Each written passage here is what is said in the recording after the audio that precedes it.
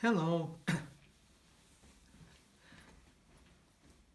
In the 16th century, the Protestant Bishop of Edinburgh, the Reverend George Wishart, was sentenced to death on the scaffold. And according to custom, he was allowed to recite a favourite psalm before he died. He chose Psalm 119, which is the longest psalm in the Bible and contains 176 verses. And who can blame him? But before he was halfway through, a pardon arrived to set him free, and we could say that he was saved through reading the scriptures. The scriptures played a part in my being saved when, as a young man, trying to be a good Christian and failing, I was given 2 verses of scripture by Christian friends. And those 2 verses I found in Psalm 119 and the verses 9 and 11. How can a young man cleanse his way? By taking heed according to your word. Your word have I hidden in my heart, that I might not sin against you. Someone has said, the best book in the world is the Bible. The best place to put it is in the heart. And the best reason it saves us from sinning against God. And that's sound instruction for everyone, no matter our age or our gender. Now there are 2 kinds of way which we can choose to travel. 2 kinds of way. Firstly, may I remind you, Joshua in the Old Testament was now 110 years old and nearing the end of his life.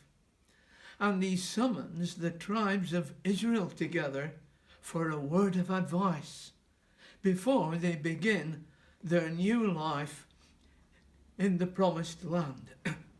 And this is what he said, and it's found in Joshua 24 verses 14 and 15. Now therefore,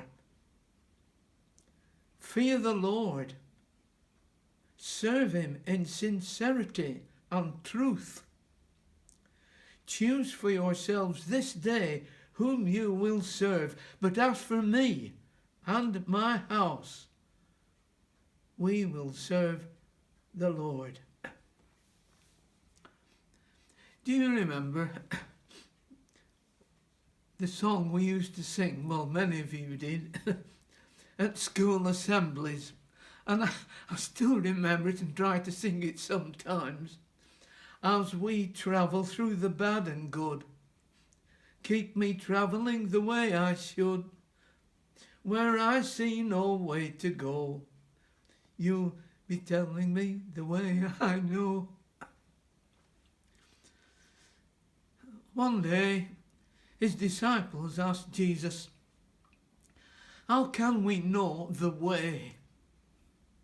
And Jesus answered, I am the way, the truth and the life, and no one comes to the Father but by me. And to continue, secondly, there is the way that we choose to walk it. There is the way that they choose to walk it. The Greek word for walk is axios, meaning equal balance, from which we get our word axle. stressing the need for an equal balance in the way that we walk and talk, teach and preach, the way that we worship and witness, organise and socialise.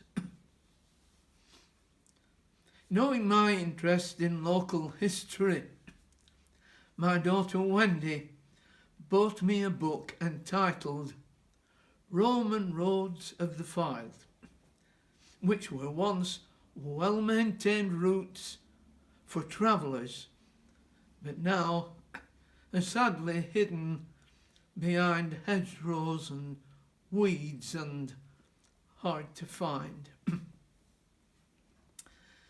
The author Robert Louis Stevenson, towards the end of his life, retired to Samoa, where he lived among the islanders. He tells us that every man had his own private place of worship in the jungle, which he would visit every day. The more the man walked, the more he wore a path through the undergrowth. If he neglected his daily devotions, he could not keep it a secret, not for long, because his path soon became overgrown.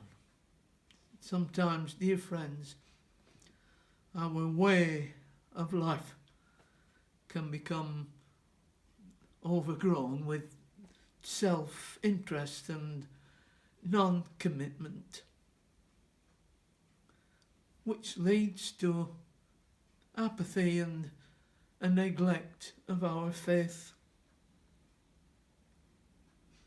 Your word have I hidden in my heart, that I might not sin against you, our text tells us. We sin against God when we don't take him at his word, relying instead upon the feel-good factor rather than the facts that make us feel good. Christianity is not just a matter of knowing, but growing in Jesus. Finally, the words of hymn writer Robert Robinson serve as a useful prayer for each one of us. Prone to wander, Lord, I feel it. Prone to leave the God I love. Take my heart, oh, take and seal it from thy courts above. Walk the way, walk with the Lord, and be blessed. God bless you.